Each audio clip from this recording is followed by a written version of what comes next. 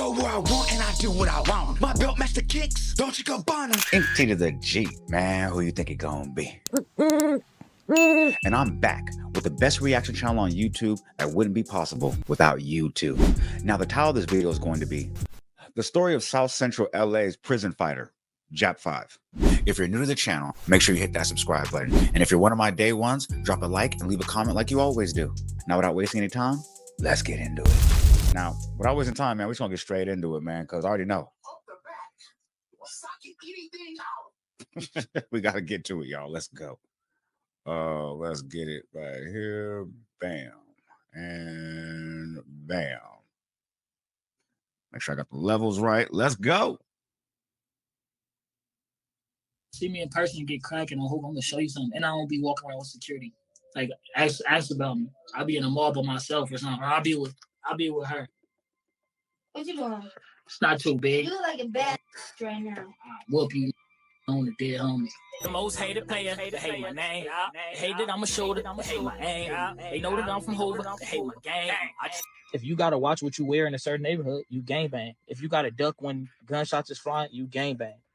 If you can't walk over there because tripping, you gangbang. You just don't know. But we all gangbang. We all from where we from. Like wherever we grew up at, that's where we from. So, like I said, at the end of the day, life as a banger in the streets of Los Angeles, we all bangers. Whether y'all know it or not, we all gangbang. Isn't that what 4 Extra was saying, though? Everybody's affiliated somehow, some way. There's no such thing as non-affiliates. We all got to keep a gun for our own protection. I know my mama mad, she raised a gangster, but she proud of me. Asked me, did I told him probably. Rapping don't work for me, I'm going back to robberies. Jap5, a rapper from South Central Los Angeles, rose from the streets in the Hoover Criminals gang to a burgeoning career in the rap game, only to find himself back behind bars. Sadly, it seems Jap was destined for gang life from an early age. His father was a member of the Hoover Criminals gang, and despite his inconsistent presence due to frequent prison stints, he had a profound influence on his young son's life. Like I knew my dad was from Hoover, and then I knew that he was somebody from Hoover, and I knew a lot of people looked up to him. So that's kind of what I grew to look up to. Really? So. That's interesting. So you never had like a bad image of gangbanging to you? It was like, oh, this is kind of like the reason why my dad is respected? Yeah, like me growing up over there, I just seen like the people who was respected, and we was like everybody Hoover. Where I'm at, the crackheads from Hoover, the bums from Hoover, the strippers from Hoover, everybody from Hoover. So that's just like in my situation, that's where everybody from. The Hoovers, a gang that dates back to the late 60s, has a complex history intertwined with the Crips. From the Hoover Groovers to the Hoover Crips and finally the Hoover Criminals, this gang has shaped the lives of many in South Central. Whoa, he said the Hoover Groovers, the Hoover Criminals, and the Hoover Crips. That's okay. That's 3 different people. Okay. I didn't know. That was new. That was new. Okay, let's go ahead and get back to it because I didn't know that. That dates back to the late 60s, has a complex history intertwined with the Crips. From the Hoover Groovers to the Hoover Crips and finally the Hoover Criminals, this gang has shaped the lives of many in South Central, including Jap. Growing up surrounded by gang culture, he found himself in juvenile detention at a young age. But this was just the beginning of a cycle of incarceration that would define much of his youth. Honestly, juvenile hall is like the worst thing a kid can do because it's like throwing the kid in a pit bull ring. Right. Like that's all you're doing. You're just gonna make them rough. Like it's no rehabilitation in juvenile hall. They put you inside of a room and lock you down, and you go in there and you get let out to the day room, watch TV, you watch a movie, and they put you back down. But you got every other bad kid in the city in there telling you what to do. And they all got attitudes. They all fighting. They all aggressive. They all tripping. So right. It's just like you just gonna make your kid tough. But prison wasn't all bad for Jap. It was there that he discovered his passion for rap, thanks to the encouragement of his cellmate. With his gritty lyrics and raw storytelling, he quickly gained a following in the rap scene. However, he couldn't leave the street life behind, and soon the real-life consequences of gang affiliations would catch up with him. But I just used to be freestyling and having fun. And one of my homies told me, he like, bro, like, you should get out and rap. I'm like, nah, hell no. that. I'm not finna be no rapper. Then I end up landing with one of my cellies. He was a young dude like me, and he rapped. And there was Lil D. Lil D, he like, bro, you got to get out, and we got like. He used to me being around him like open my mind up because he had so much like spirit. He used to be like, bro, watch when I get out, I'm gonna be rich, bro.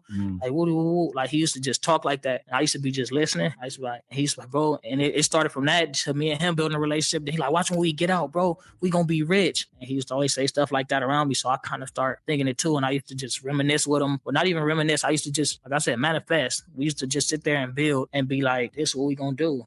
And I kind of just, that energy that I got from him, just used it with mine. Just kept pressing play. In November 2021, Jap was arrested and charged with attempted murder. Now he sits behind bars once again. Oh, damn. That's crazy. You went from manifesting positive energy and getting rich to that. Okay. His music career and dreams put on hold. Jap5's story is a reminder of the talent and potential that can be lost when the pull of the streets is too strong to resist. This is the story of Jap5, a tale of talent, ambition, and the harsh realities of gang life in South Central. The Hoovers have a rich history that dates back to the late 1960s or early 1970s, when the original Hoover Groovers formed around 92nd Street and Hoover Avenue in Los Angeles. The Hoover Groovers were a group of individuals from different neighborhoods who gathered and socialized on 92nd Street during the early stages of the Crips formation. As the West Side Crips emerged in the area surrounding St. Andrews Park, they collaborated with the Hoovers. Eventually, the Hoovers adopted the Crips identity as the Crips philosophy spread throughout Los Angeles. When neighborhood-specific identities began to form, the Hoover Groovers transformed into the 92 Hoover Crips around 1973, maintaining their presence in the same area. Over time, several other Hoover Crips sets were established, spanning from 43rd Street in South Los Angeles to 112th Street. In 1975, the 107 Hoovers emerged around 107th Street and Hoover Street, between Vermont Avenue and Figueroa Avenue on the west side of South Central Los Angeles. In the early 1990s, around 1990. Hold on, is that Vernon Avenue? That 4X what you talking about? Figueroa Avenue on the west side of South Central Los Angeles. In the early 1990s, around 1994, a significant shift occurred within the Hoover Crips. Several members decided to remove the Crip label from their name due to ongoing conflicts with nearly every Crip gang in the region. The 74 Hoovers were the first to replace Crip with criminal in their name, allowing them to maintain their original initials while distancing themselves from the Crip identity, thus becoming known as the Hoover Criminal Gang. However, recent developments suggest that the 107 Hoover Criminals Gang has realigned itself with the Crips. This shift in allegiance highlights the ever-changing dynamics within the gang culture of Los Angeles, where alliances and rivalries can transform over time. The realignment of the 107 Hoover Criminals Gang with the Crips may have significant implications for the balance of power and the nature of gang interactions in the area. Kevin Morgan, born in 1997, is better known by his moniker Jap5, a name passed down from his father, Jap3. As one of the more notable Hoovers, Jap has become one of the most recognized. Okay, I'm just trying to figure out how you get, if your dad is Jap3, why is your name Jap5? Does he have like another son, and he's Jap4? I don't know. Somebody gotta let me know in the comments. I don't know. Figures within the organization. And that's a lot of gold chains on. He looked like Mr. T for sure. Yeah, that's a lot of gold. Despite being raised in a two-parent household, Jap's upbringing in South Central Los Angeles. That's crazy. You were born in a two-parent household. That's crazy. Angeles was marked by instability and adversity. Jap's father was a recurrent figure in his life, consistently in and out of prison, which resulted in a disruptive childhood for the young Jap. The constant shifts between living with his mother and father created an unpredictable environment that made it difficult for Jap to establish a sense of stability. Reflecting on his childhood, Jap shared, it was like back and forth. It was back and forth. My mom had us for a minute, then we went with my dad. My dad went and did his prison bid, so we had to go back with my mom. Oh, wow. Just back and forth. How long was he gone for? He did like two different, he went from like when I was 2 to, I remember I was like in early elementary school, from about 2 to early elementary. Then he ended up going back and did another bid. Despite his father's sporadic presence in his life, Jap's upbringing was deeply influenced by his father's gang affiliation. From a young age, Jap was aware that his father was a member of the Hoover Gang, and this knowledge was reinforced by the pervasive presence of Hoover-affiliated individuals in his environment. With his father serving as both a role model and a cautionary tale, Jap found himself drawn into the Hoover Gang's lifestyle. The streets of South Central Los Angeles became his playground, and the gang became his family. In his own words, Jap explains, all my life. The whole, since I was a baby. you already knew that was I what was it just was. like, I knew about it. Like I knew my dad was from Hoover, and then I knew that he was somebody from Hoover, and I knew a lot of people looked up to him. So that's kind of what I grew to look up to. Really? That's interesting. So you never had like a bad image of gangbanging to you. It was like, oh, this is kind of like the reason why my dad is respected. Yeah, like me growing up over there, I just seen like the people who was respected, and we was like everybody Hoover. Where I'm at from Hoover, the bums from Hoover, the strippers from Hoover, everybody from Hoover. So that's just like in my situation, that's where everybody from. Jap's candid reflection on his upbringing reveals the profound impact his father's gang affiliation had on his life. Despite his father's physical absence, the respect and admiration Jap witnessed others showing towards his father as a Hoover member became something he aspired to achieve himself. The ubiquitous presence of Hoover-affiliated individuals in his community, ranging from addicts to workers, normalized the gang lifestyle and made it an inescapable part of Jap's reality. Growing up in such an environment, where gang affiliation was not only prevalent but also revered, shaped Jap's perception of the world and his place within it. The influence of his father's gang ties, combined with the constant exposure to Hoover-affiliated individuals, molded Jap into a product of his surroundings, ultimately leading him down the path of gang involvement. Jap's gang mentality reached a boiling point when, as a young boy, he found himself in juvenile detention after a fistfight at school escalated, resulting in him stabbing a classmate with a screwdriver. According to Jap, Whoa. How you stab somebody with a screwdriver in class? What class was you in? Like, what class where they just got the screwdrivers? Is that like wood shop, auto body? Let me know. There's some kids at school with screwdrivers.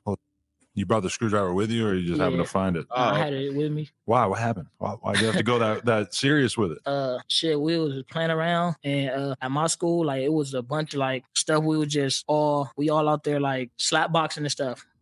We all started off like slap boxing. We all playing around, play fighting and shit. And one of the dudes, he got mad, and when he started getting mad, I guess we slapped him up and stuff, and he went to go tell the rest of the dudes that we slapped him up, and they came back and they jumped us. Wow. And after they jumped us, I just went for what I knew. This incident highlights how the gang mentality that Jap had been exposed to throughout his childhood manifested in a violent altercation at school. The escalation from playful slapboxing to a full-fledged fight, and ultimately to Jap stabbing his classmates with screwdrivers, demonstrates the normalization of violence in his life. When faced with a situation where he felt overwhelmed and outnumbered, Jap resorted to the tactics he had learned from his gang-influenced upbringing. Jap3, despite his limited time with his son, attempted to prepare Jap5 for future physical confrontations by introducing him to weightlifting from a young age. This early training resulted in Jap5 developing a muscular physique that proved advantageous during his time in juvenile detention, where conflicts were persistent and not easily resolved. This hostile environment is one that no child should have to endure, but unfortunately, it would not be Jap's only encounter with the justice system throughout his youth. The cycle of incarceration and exposure to violence within the detention system further reinforced the gang mentality that Jap had grown up with. The skills his father had imparted to him, such as physical strength and the ability to defend himself, became essential for survival in this harsh setting. Reflecting on his time in juvenile detention, Jap argues that it is an ineffective and harmful place to send children, as it fails to provide genuine rehabilitation.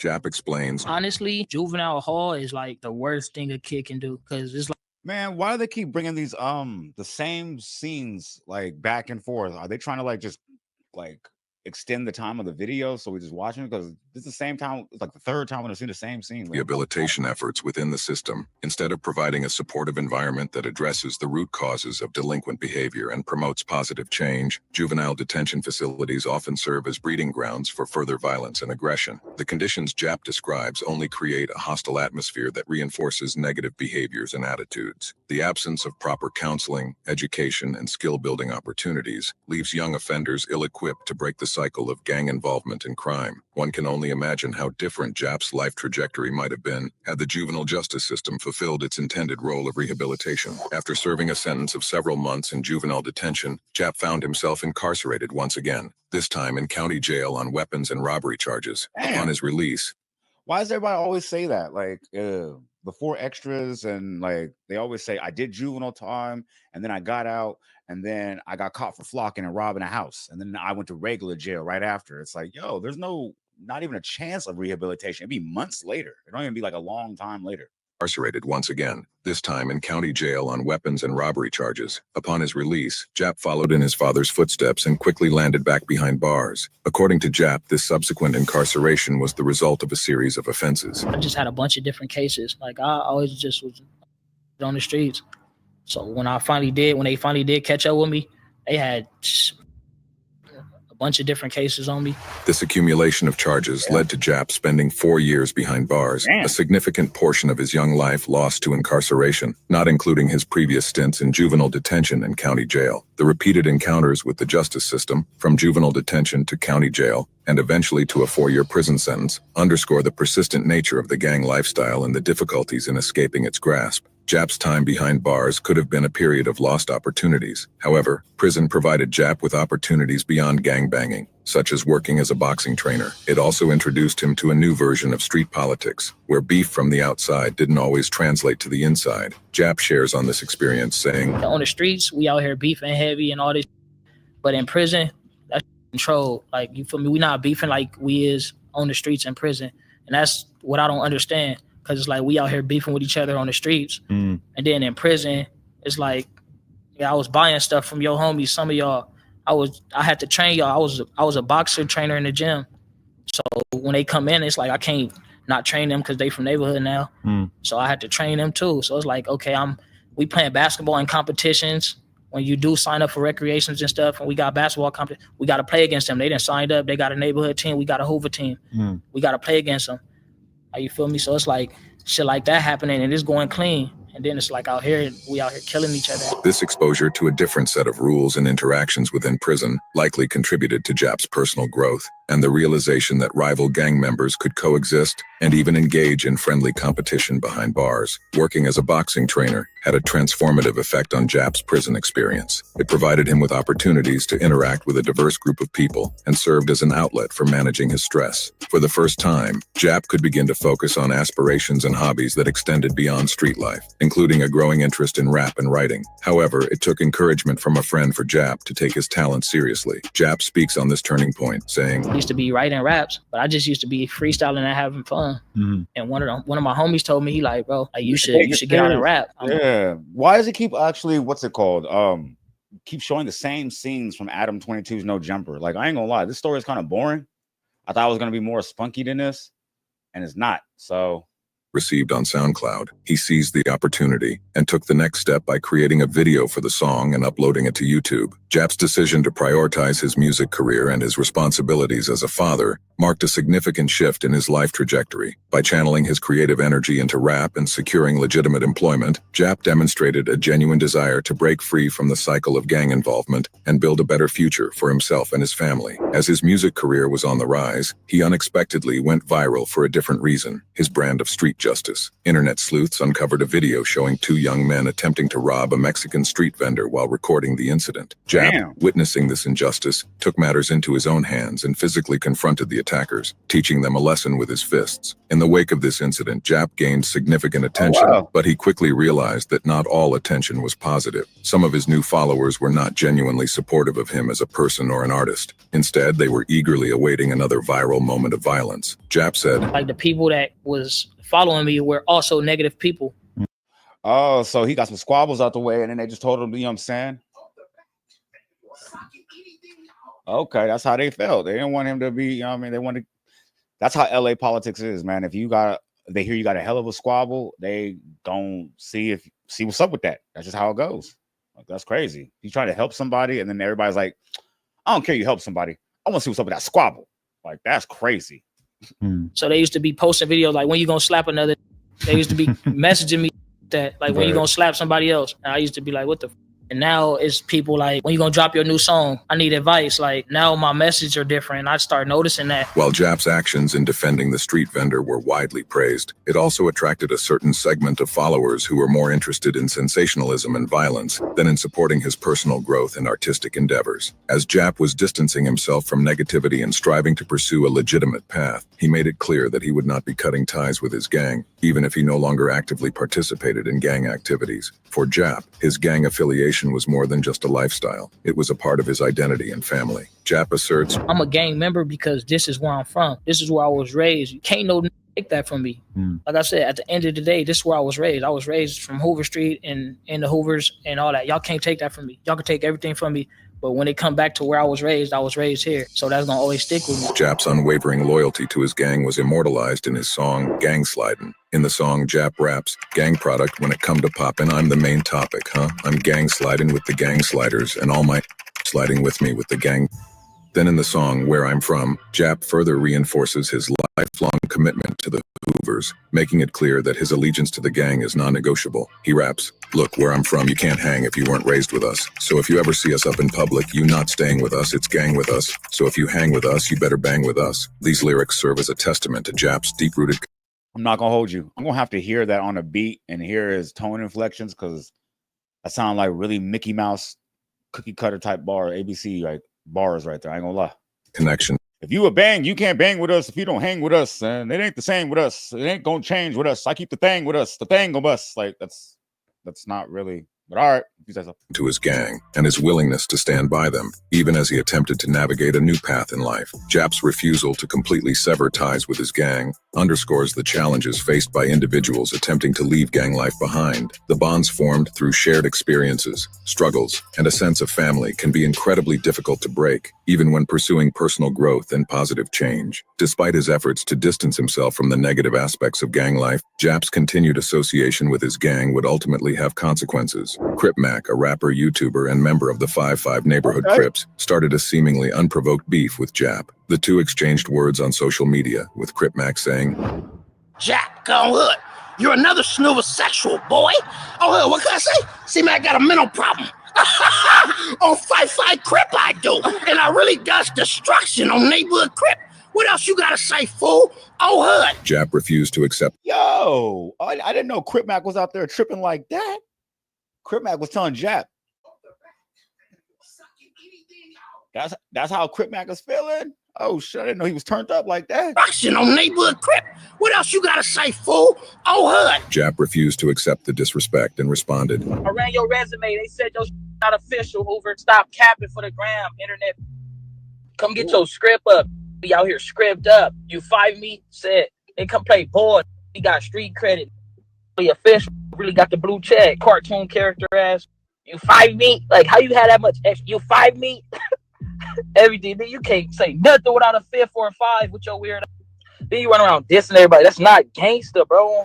Crip Mac proposed settling the dispute in the boxing ring, but in a later interview, Jap claimed that there wasn't any genuine beef between them and that he had never even met Crip Mac before. Jap stated, I'm gonna correct it. First of all, it's not no beef. Okay. Like, no, there's no way we beef. Okay. That's entertainment. Ain't no such thing as no beef. Because you never met him, never seen him. I never seen him. I never heard of him before the internet. Like I said, I've been in the streets my whole life. Jap's decision to release the track Activated suggests that, despite his claims of not wanting to acknowledge the beef with Crip Mac, he saw an opportunity to capitalize on the controversy. By sampling Crip Mac's voice in the intro, Jap effectively used the beef to generate buzz and draw attention to his music. The fact that Activated became Jap's second most viewed video on his YouTube channel indicates that the strategy paid off. The online drama between Jap and C-Mac, even if not based on a genuine personal conflict, piqued the interest of their respective fan bases and the wider hip-hop community. What may have initially appeared as a superficial online beef between two rappers is rooted in the painful experiences and losses that Crip Mac has endured due to gang violence. Crip Mac explained, Just pretty much you can say through gang banging, because I've lost some important people I loved, like that was like my cousins and brothers, you know, on hood. So Crip Mac's disclosure. Did that man say my cousins and Crothers? That his cripping is on another level. That man said Crothers. I didn't even know you can't even say brothers. Like that. Okay. Hey, you got it. My cousins and brothers, you know, on hood. So Crip Mac's disclosure that he had lost loved ones, whom he considered cousins and brothers, allegedly at the hands of Hoovers, highlights the deeper reason behind his animosity towards Jap. Mac's decision to get a tattoo reading Hoover Killer on his head serves as a visible and permanent reminder of his vendetta against the Hoovers. It is a stark embodiment of the deep-seated anger, grief, and desire for retaliation that can consume individuals who have experienced such tragic losses. This revelation contextualizes the online beef between Crip Mac and Jap5, moving it beyond a mere battle of egos or a publicity stunt. Recent incarceration and... Yo, I'm not even gonna lie. I totally forgot that Crip Mac had a Hoover unaliver tattoo on his forehead. So when you see him, you gotta just instantly say something about that, or you a nerd or something. I don't know. That's crazy. If somebody had your hood like on their forehead, talk about I unalive people from your neighborhood on their forehead, like it'd be really, yeah. I don't know what to do with that. Let me know in the comments if you just seen somebody walking down the street with that tattoo. What would y'all feel or do? That's wild. Talk about standing on business. Rumors. Despite Crip Mac's efforts to ignite a feud, Jap seemed to be on a positive trajectory. He was consistently releasing new music, and the buzz surrounding the Mac situation kept his name circulating in the blogs. However, this forward momentum came to an abrupt halt on November 16th, 2021, when Jap was arrested and charged with attempted murder. True A6K, Jap's music collaborator and fellow member of the Hoover set, discussed Jap's incarceration in an interview with Jap5's. Your homie Jap5, he's in jail right now, right? Oh, yeah, I know, bruh. A6K, Jap's music collaborator and fellow member of the Hoover set, discussed Jap's incarceration in an interview with Jap5's. Your homie Jap5, he's in jail right now, right? Yeah, on the game. And he's fighting a murder? Attempt. He fight attempt. Okay. Yeah, have you spoke to him? No, I haven't spoke to him. I sent my number to him. Actually, he haven't called me, but I'm gonna call his baby mama. His baby mama is actually like my people's type shit. So I actually call her and send a number. I don't know. I don't think he got none of the messages through his Instagram or something. Whoever ain't give him the numbers through Instagram. But got bail and all that. So, bro, like eventually, if a nigga get enough money, that man gonna come home. Like we gonna go crazy. True A6K's focus on Jap's potential future release stands in contrast to Crip Mac's pragmatic perspective on the situation. While TR3A6K expresses hope that Jap will be able to make bail and return home, C-Mac sees Jap's incarceration as an inherent part of the gang lifestyle. In his interview, Crip Mac frankly states, I feel when you heard the news about Jap getting picked up for the shit he got picked up for. It's part of gang banging. Yeah. You hear me? In jail, 5 like that, huh? In jail, that's normal. Yeah. It's normal. According to rumors circulating online, Jap may be eligible for parole in 2026. Despite his current circumstances, recent pictures shared. Wait, Jap5 is still gone for this case? I didn't even know that.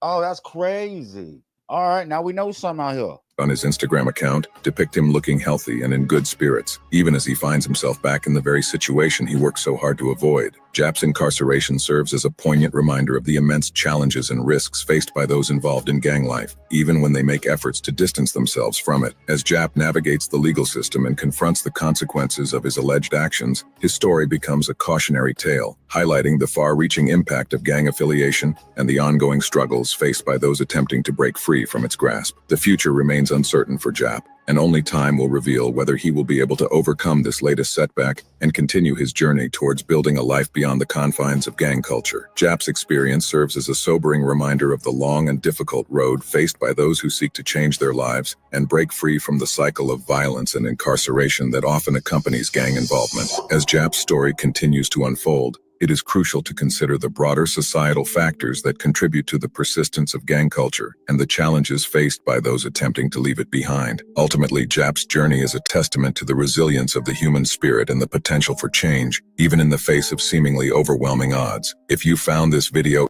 All right, let's talk about it, y'all. All right, so I've been actually really working on trying to listen more without giving so much commentary during. But as far as this story is concerned, I wanted to actually shed some light on Jap5 because 4Extra kind of dogged him in the interview, and everybody was trying to talk about Jap like he wasn't nobody. So my comments got flooded with everybody telling me, yo, Jap is one of the ones out there. So I wanted to go down the rabbit hole and see what's up with Jap.